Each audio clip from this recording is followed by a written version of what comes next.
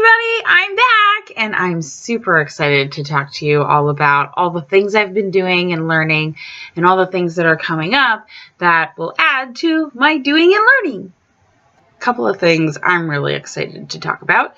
One, I have accepted a position at a school in Newark, Rafael Hernandez Elementary School, teaching 5th and 6th grade, MD, and I am over the world excited to teach them because they're super energetic and they really like learning about saving the world. I love my classroom. I've always loved my classrooms. I always loved my kids. But this is a different level that I can get to with these students. I can talk to them about racism. I can talk to them about environmental social justice. I can talk to them about climate change, and I can give them real news articles that actually delve deep into different issues and have conversations with them about why, if there's rat poison in cigarettes, do they exist? So it's absolutely wonderful to just, talk with them and create this beautiful, amazing, wonderful community. And there's so many projects that we have going on in our classroom. And I want to say thank you so very much to everyone who donated to my DonorsChoose project. We are already using all of the materials that you have given us through this project. We're, learning coding through video games. We have our garden is expanding, ever so much. And it's just wonderful to see how excited everybody gets about learning in this classroom. So just to backtrack a little to October. October was, a wonderful month of learning, just like every month and every day is a month of learning. But October was jam-packed with events that I went to. I went to Mazaska Talks, which basically was promoting divestment from certain banks and certain investment structures who give money to pipelines and, big evil oil coal companies. And another really, really super amazing weekend that I had was I went to the Sandy 5 March for climate change. And so we marched because we wanted people to be aware that, we still remember that we, had this happen, and we also remember the fact that, government can actually do something about it, and we need to make our voices heard so we can at least force them to say, hey, climate change is real. Hey, let's do something about it, because we're the ones who give life and the ones who take it away. So we need to be the ones who are the solution to this problem, because we are the problem. So it was amazing, and it was eye-opening, and I really loved that, the fact that everybody just came together. It's just great to go to these marches. It's just invigorating to go and be around other people that, one, believe in science, and then also, two, believe that we are the solution, that we can do something about it. And they're the ones that are, leading on and just, fighting on. And thank you so very much to everybody who, attends any march or, calls their senators or does anything that has to help our cause.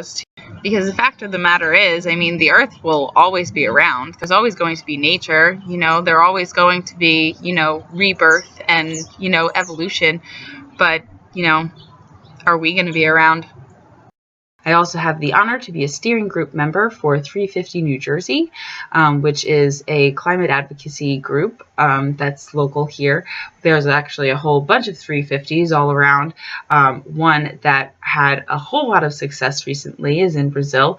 They have actually been able to convince the government to halt all fossil fuels or any non-renewable energy corporations from going into their wonderful, beautiful land and messing it up. So I hope that the 350s here can do the same thing, and I will hopefully be part of that change as well, doing it on an individual basis as well as on a big basis too.